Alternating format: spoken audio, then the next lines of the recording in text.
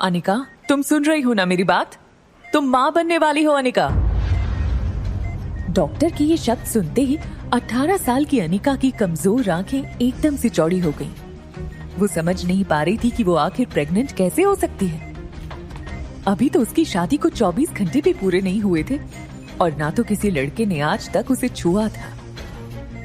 ऐसे में अनिका प्रेग्नेंट कैसे हो सकती है?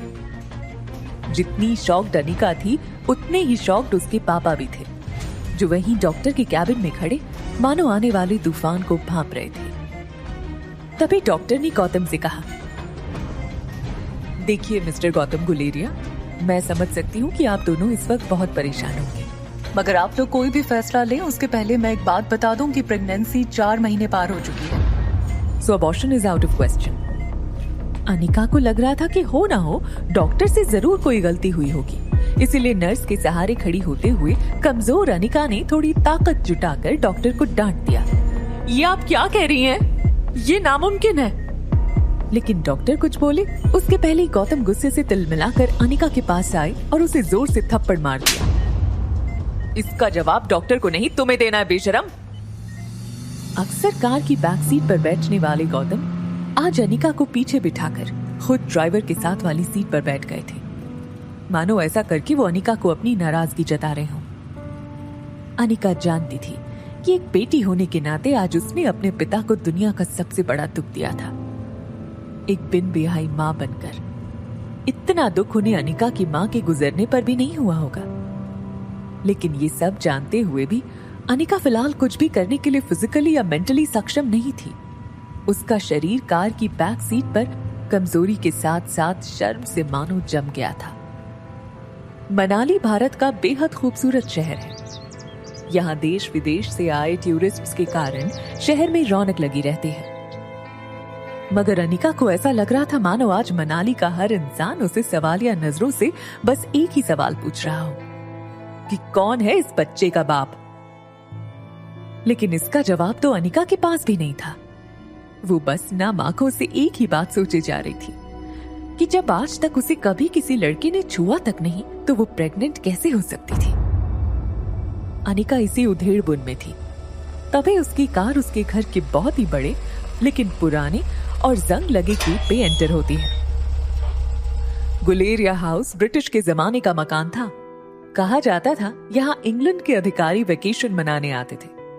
पुराने मगर शानदार एंटीक्स, बड़ा गार्डन और बीच में फवारा, लेकिन अच्छे से मेंटेन ना करने की वजह से पिछले कुछ सालों से थोड़ा बंजर सा लगने लगा था। गौतम ने घर में एंटर होते ही अनिका की रिपोर्ट्स को गुस्से से सोफे पर फेंका और अपने सर पे हाथ रखकर एक घुर्राते हुए शेर की तरह हॉल में इधर से उधर टहलने लगे। अनिका कमजोर शरीर और भारी कदमों से गौतम के पीछे पीछे घर में दाखिल हुई। आज अनिका को उसका शरीर रोज के मुकाबले कुछ ज्यादा ही भारी लग रहा था। वैसे अनिका का वजन उसकी उम्र की लड़कियों से कम 3 गुना ज्यादा था। गोल मटोल सा चेहरा, मोटा पेट और ठुड्डी इतनी वजनदार कि अनिका की पूरी गर्दन छिप जाती।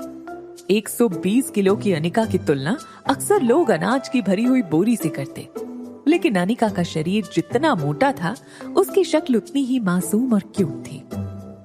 चेहरे के दोनों तरफ एक एक रसगुल्ला लगाया हो वैसे नरम मुलायम सफेद गाल। ठंड की वजह से हमेशा लाल रहती उसकी नाक और पूरे जहां की मासूमियत को समेट कर बनाई गई हो वैसे उसकी 2 आंखें। लेकिन आज तक किसी को उसका मासूम चेहरा नहीं दिखा था तो बस उसका शरीर, बेडोल और निराकार। बिन माँ की बच्ची अनिका को आज सबसे ज्यादा जरूरत थी तो उसके पापा के इमोशनल सपोर्ट की। इसलिए अनिका नम आंखों से गौतम की तरफ बढ़ी ही थी कि तभी गौतम भारी पहाड़ी आवाज में उस पर गरज पड़े। मुश्किल से एक मौका मिला था हमें हमारी जिंदगी को थोड़ा बेहतर बनाने का। नसीब वाली थी तुम जो डोगरा खानदान के इकलौते वारिस कुणाल डोगरा से तुम्हारी शादी हुई थी। डू यू नो कितने पावरफुल हैं वो लोग? मनाली का सबसे पावरफुल खानदान डोगरास। हमारे सारे कर्ज, पेंडिंग कोर्ट केस, हमारी हर तकलीफ से हमें बाहर निकाला था उन लोगों ने। लेकिन शादी के 24 घंटे में ही तुमने हमारी जिंदगी वापस जहन्नुम बना दी। उनको तुम्हारे इस कारनामे के बारे में पता चलेगा तो पता नहीं क्या होगा। और तुम्हारी छोटी बहन कामिनी, उसके साथ कौन शादी करेगा? भले ही वो तुम्हारी सौतेली बहन हो, लेकिन तुम्हारे इस कारनामे की वजह से उसकी भी तो बदनामी होगी। नहीं, जब तक ये मामला खत्म नहीं हो जाता तब तक मैं तुम्हारी छोटी बहन कामिनी को और तुम्हारी नई मां मनीषा को उसके भाई के घर भेज दूंगा। लेकिन आज नहीं तो कल सबको पता चल ही जाएगा। ये बोलते हुए गौतम अपना सर पकड़कर सोफे पर बैठ गए थे। अब उनकी आवाज में गुस्सा कम और डर ज्यादा सुनाई दे रहा था, लेकिन गौतम के आंसू मानो करारे शब्द में बदलकर उसके मुंह से निकल रहे थे। तेरा पति कुणाल तो शादी करते ही 1 घंटे के अंदर ही शहर चला गया था। अब इस प्रेगनेंसी के बारे में जब तेरे ससुराल वालों को पता चलेगा तो भगवान जाने वो लोग क्या करेंगे। समाज में इज्जत तो उछलेगी, मगर हम फिर से उसी दलदल में फंस जाएंगे जहां से निकाल कर लाए थे वो लोग हमें। काश तुम भी अपनी माँ के साथ ही। अनिका वो सुन चुकी थी जो गौतम कहते कहते रुक गया था। अनिका को कड़वे शब्द सुनने की आदत तो थी ही, मगर आज सवाल उठा था उसके चरित्र पर, उसकी पवित्रता पर। अनिका इस चक्रव्यूह से जल्द बाहर निकलना चाहती थी, मगर उसे कुछ समझ नहीं आ रहा था कि वो क्या करे। वो सोच रही थी कि जो कुछ भी हो रहा है, अगर वो झूठ था तो फिर उसके पेट में सांस लेने को उत्सुक ये सच क्या था। अगले दिन गौतम ने घर में लगे सारे सीसीटीवी कैमरे के पिछले 5 महीने की फुटेज मंगवाई और बारीकी से देखने के बाद वो ये जानकर हैरान हो गया था कि पिछले 5 महीनों से छोटी मोटी बीमारी के चलते अनिका घर के बाहर कहीं गई ही नहीं थी। ये देखकर गौतम का गुस्सा अब आश्चर्य में बदल गया था। उसको इतना तो समझ में आ गया था कि कहीं कुछ तो गड़बड़ थी, लेकिन उससे कहीं ज्यादा उसे ये चिंता थी कि अब डोगरा खानदान क्या करेगा। जल्दी अनिका की देखभाल के लिए एक नर्स रखी गई। लगातार देखभाल और दवाइयों से अनिका की तबीयत में सुधार आ रहा था, लेकिन साथ ही उसे ये बात रोमांचित कर रही थी कि उसके अंदर एक नन्हा सजीव सांस ले रहा था।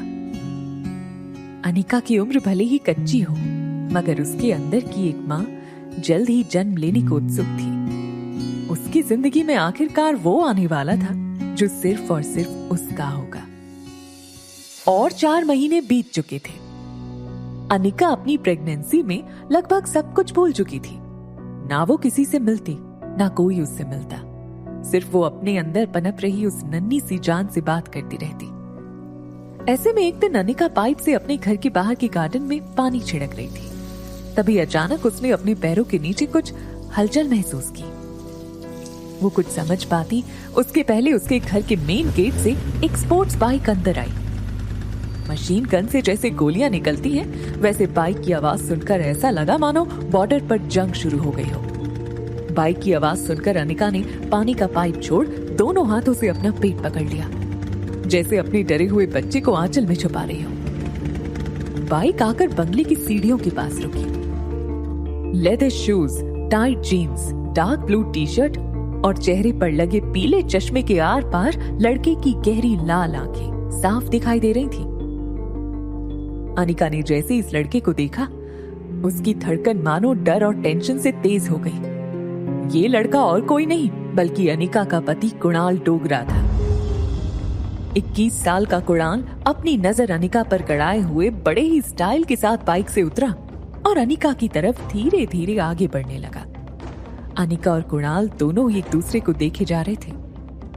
कुणाल की शादी अनिका से भले ही उसकी मर्जी के खिलाफ करवाई गई थी, लेकिन अपनी बीवी की कोख में किसी और का बच्चा देखना कोई भी मर्द शायद बर्दाश्त न कर पाए। कुणाल शादी के बाद मंडप से सीधा दिल्ली अपनी कॉलेज की पढ़ाई पूरी करने चला गया था और वहीं पहुंचकर शादी के दूसरे दिन उसे अनिका की प्रेगनेंसी की खबर मिली थी। अनिका उस दिन से लगभग रोज सोचती कि जिस दिन उसका सामना कुणाल से होगा, उस दिन पता नहीं वो कैसे रिएक्ट करेगा। आज जब कुणाल उसके सामने आ रहा था, तब पता नहीं क्यों निर्दोष होने के बावजूद डर और शर्म के मारे अनिका को एक अजीब सी बेचैनी महसूस होने लगी थी। अनिका तुरंत अपने पापा को फोन लगाती है, लेकिन उनका फोन नहीं लग रहा था। कुणाल को अपनी ओर बढ़ता देख अनिका की घबराहट इतनी बढ़ गई थी कि वो डर के मारे बड़बड़ाने लगी। वो पापा तो नहीं है घर पे। ऐसे में कुणाल अनिका के सामने आकर एरोगेंस से खड़ा था वो अनिका को ऊपर से नीचे तक देख रहा था।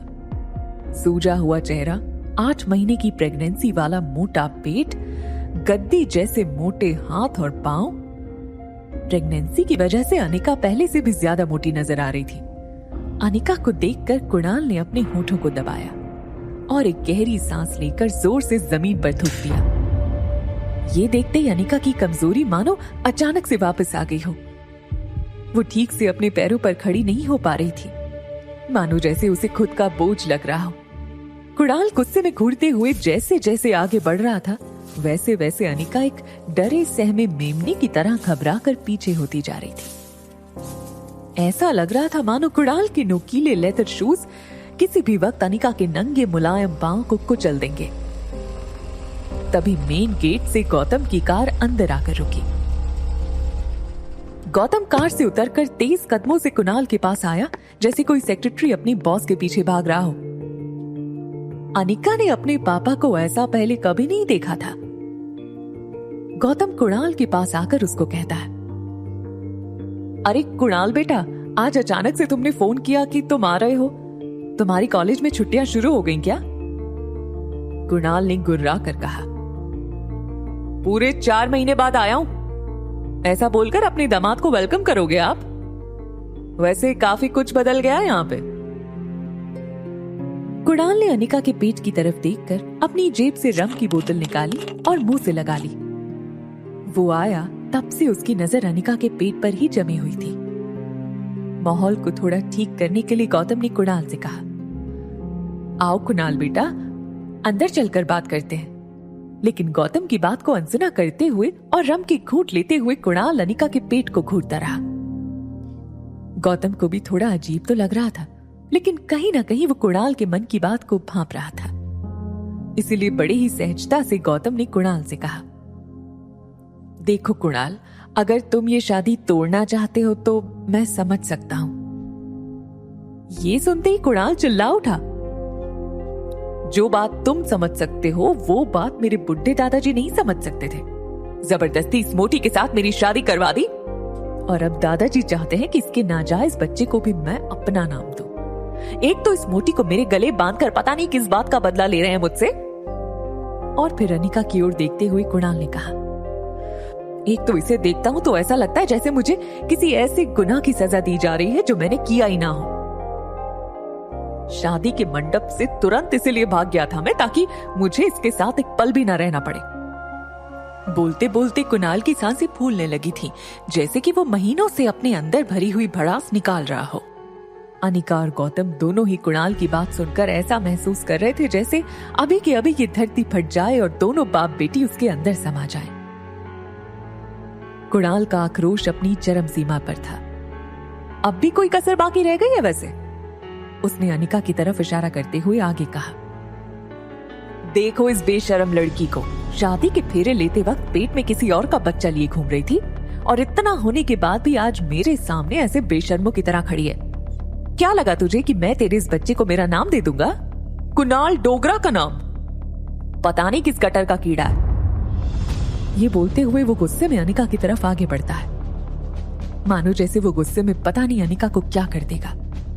लेकिन तभी शराब की वजह से कुणाल के पैर लड़खड़ाए और वो अपना बैलेंस खो बैठा। लेकिन तुरंत गौतम ने आगे आकर कुणाल को पकड़कर संभाल लिया।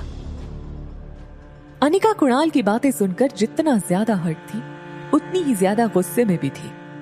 वो भले ही अपने मोटापे की वजह से ऐसी सब बातें सुनने की आदी थी, मगर अभी उसे इस बात पर कुणाल से ज्यादा खुद पर घिन आ रही थी कि कोई उसके होने वाले बच्चे को गाली दे रहा था और वो मजबूर खड़ी सुन क्यों रही थी।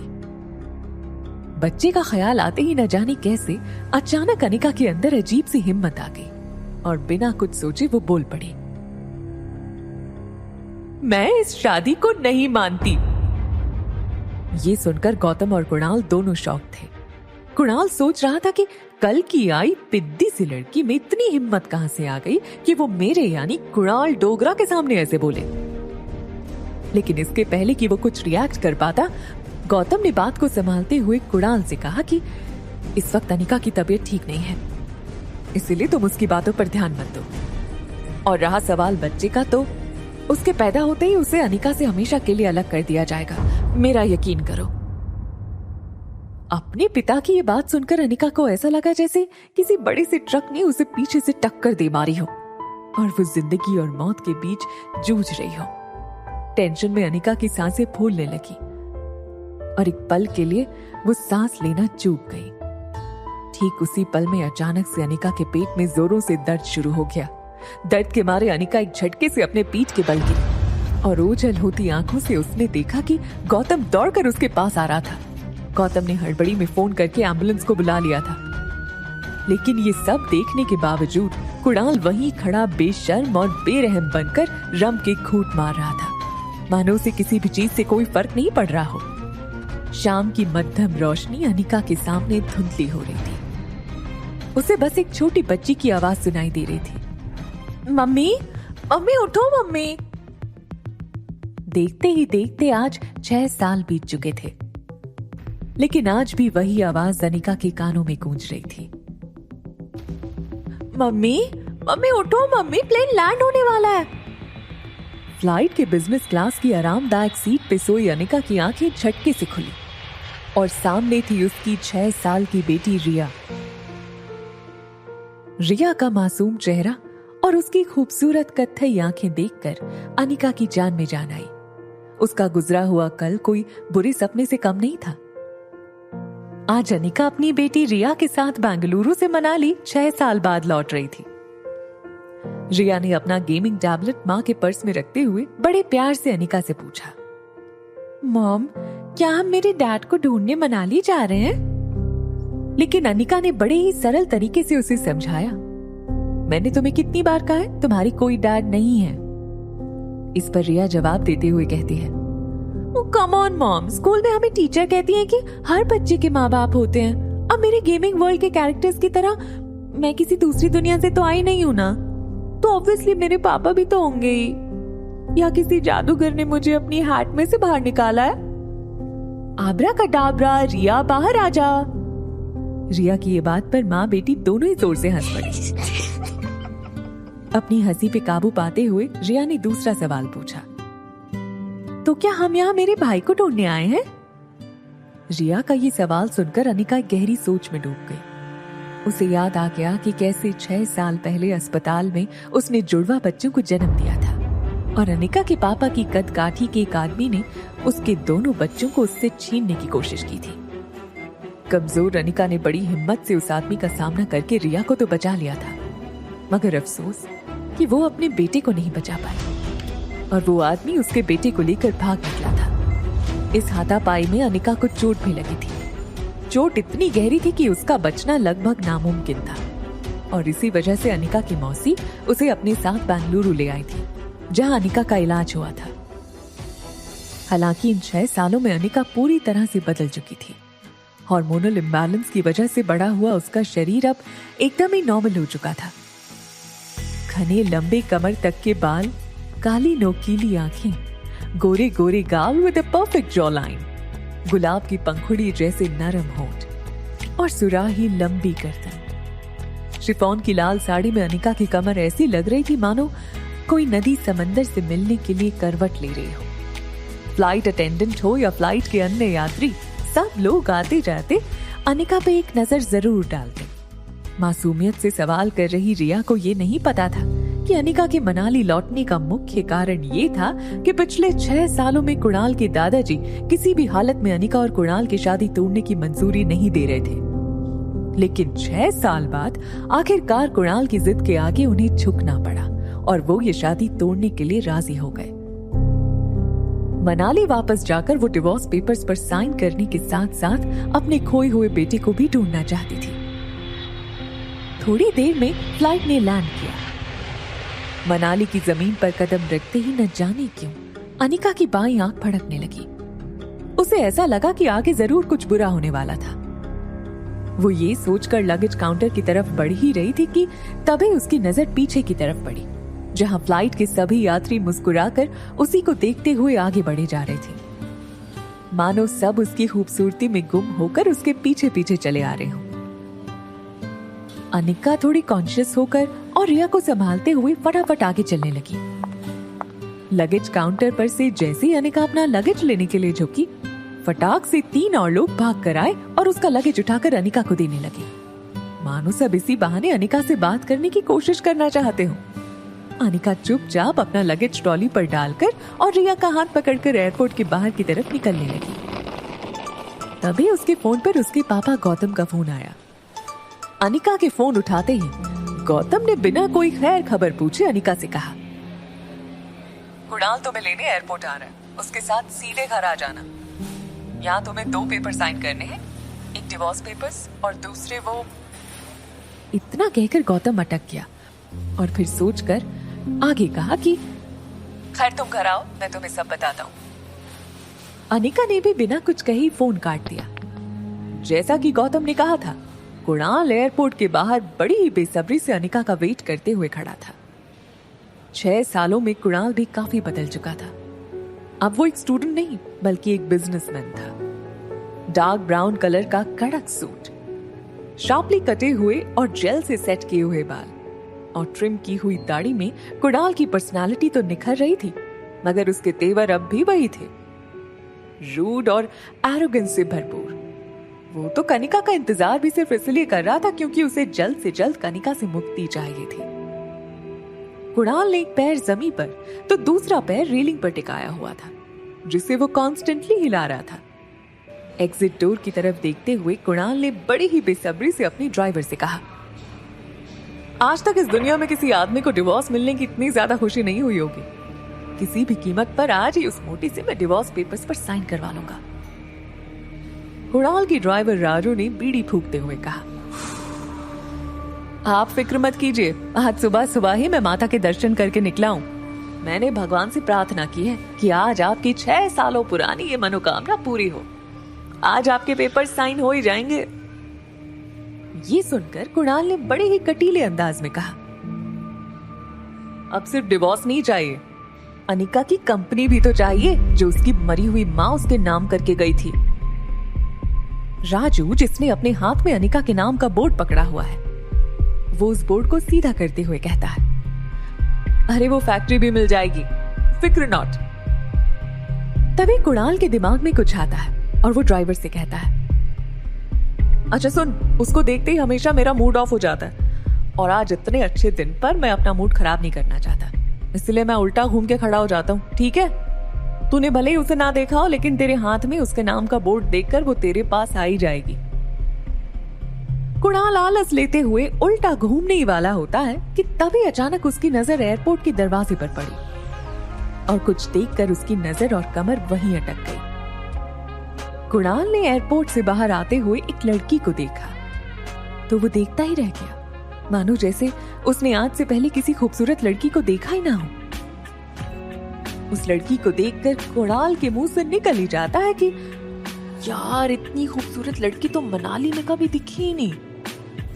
ड्राइवर राजू ने भी उसकी बात में हामी भरी। कुणाल बिना वक्त गवाए रेलिंग कूदकर उस लड़की की ओर दौड़ पड़ा और अचानक से वो उस लड़की के सामने आकर खड़ा हो गया और उसका रास्ता रोक लिया। ये खूबसूरत लड़की और कोई नहीं बल्कि अनिका थी। कुणाल इस बात से बिल्कुल अनजान था। अचानक कुणाल को अपने सामने देखकर अनिका हैरान थी। उसे एक ही पल में वो सब कुछ याद आ गया जो वो हमेशा से भूलना चाहती थी। अनिका एक पल के लिए सहम गई और उसको लगा कि कहीं पहले की तरह कुणाल फिर से उसकी इंसल्ट न कर दे, और इसीलिए अनिका सीधा कुणाल को थप्पड़ जड़ देना चाहती थी। मगर वो अपनी बेटी रिया के सामने कोई तमाशा नहीं करना चाहती थी। और तभी अचानक कुणाल बोल पड़ा, हेलो मिस गॉर्जियस, आप मनाली में पहली बार आई लगती हैं, क्योंकि अगर पहले आई होती तो ये तो पॉसिबल नहीं है कि अब तक आप मेरी नजरों से अननोटिस्ड रहती। अनिका को पहले तो कुछ समझ में नहीं आया, लेकिन अगले ही पल वो समझ गई कि कुणाल उसे पहचान नहीं पाया था। अनिका ने रिया की तरफ देखा तो वो अपने टैब में वीडियो गेम खेलने में मस्त थी, और क्योंकि उसने हेडफोन पहने थे उसे आसपास की कोई बात सुनाई नहीं दे रही थी। ये देखकर अनिका को राहत मिली। अनिका कुणाल की बात को अवॉइड करते हुए वहां से साइड होकर टैक्सी को आवाज देने लगी। Taxi, taxi. अनिका नहीं चाहती थी कि कुणाल उसे पहचाने, लेकिन कुणाल भी हार मानने वालों में से थोड़ी था। कुणाल ने उसकी तरफ भागकर फिर से उसका रास्ता रोक दिया। अरे अरे, टैक्सी की क्या जरूरत है? मैं अपनी गाड़ी में आपको जहां चाहे छोड़ देता हूं ना। और एक मिनट, ये नन्ही गुड़िया कौन है? ये कहते हुए उसने रिया की तरफ इशारा किया और उसके गाल पर हाथ फिराया। लेकिन रिया जब टैब पर गेम खेल रही थी तब उसे कोई डिस्टर्ब करे वो उसे बिल्कुल अच्छा नहीं लगता, इसलिए टैब से बिना ऊपर देखे उसने अपना गाल झटक लिया। ऐसा करने में रिया के कान से हेडफोन नीचे की तरफ स्लाइड होकर गिर के उसके कंधे पर आ गए थे, लेकिन अभी भी उसका ध्यान वीडियो गेम खेलने में ही था। अनिका टैक्सी ढूंढने में बिजी हो गई, लेकिन कुणाल पीछे पीछे आकर उससे एक नहीं तो दूसरे तरीके से बात करने की कोशिश करता रहा। ओह, समझ गया, ये आपकी छोटी बहन है ना? ये सुनकर रिया जोर जोर से हंस पड़ी। तभी कुणाल को वापस गौतम का फोन आया। कुणाल ने जैसे ही फोन उठाया, गौतम ने पूछा, क्या तुम्हें अनिका दिखी? कुणाल ने बड़ा ही तीखा जवाब देते हुए कहा, ना दिखने के लिए आपकी बेटी कोई सुई तो है नहीं। जब वो गेट से बाहर आएगी तो सिर्फ वो ही दिखेगी, बल्कि उसके पीछे खड़े लोग भी दिखना बंद हो जाएंगे। हाँ। और वो रूडली फोन काट देता है। कुणाल की बात सुनकर अनिका को अंदाजा हो गया था कि वो पक्का उसी के बारे में बात कर रहा था। अनिका को कुणाल पर बहुत ही ज्यादा गुस्सा आ रहा था, लेकिन उसे बस अब जल्दी से टैक्सी चाहिए थी। वो पूरे जोश और गुस्से के साथ जोर से चिल्लाई, टैक्सी! ये सुनकर कुणाल और ज्यादा इंप्रेस हो गया था और बड़े ही मीठे अंदाज में बोला, सुनिए मिस, मैं आपको छोड़ देता हूँ ना। वैसे भी मैं जिसे लेने आया था लगता है वो आई नहीं। आप अगर बेंगलुरु की फ्लाइट में आई हैं तो आपने फ्लाइट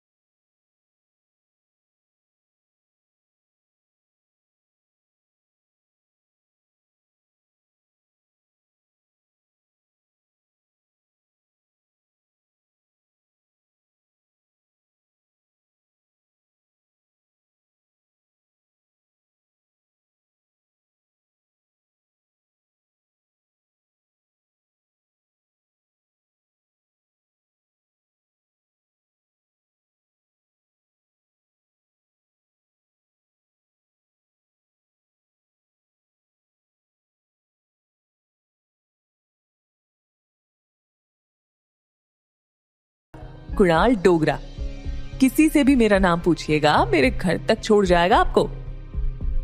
टैक्सी वहां से निकलने ही वाली थी कि तभी कुणाल ने टैक्सी रोकी और विंडो के पास झुककर बड़े ही फ्लर्टियस अंदाज में कहा, अरे मिस, आप नाम तो बताती जाओ। ये सुनकर अनिका ने कुणाल को देखते हुए अपनी आंखों से काला चश्मा निकाला और बड़े ही तेज और कटीली नजर से कुणाल को देखते हुए बिना किसी भी हाव भाव से धीरे से कहा, अनिका गुलेरिया।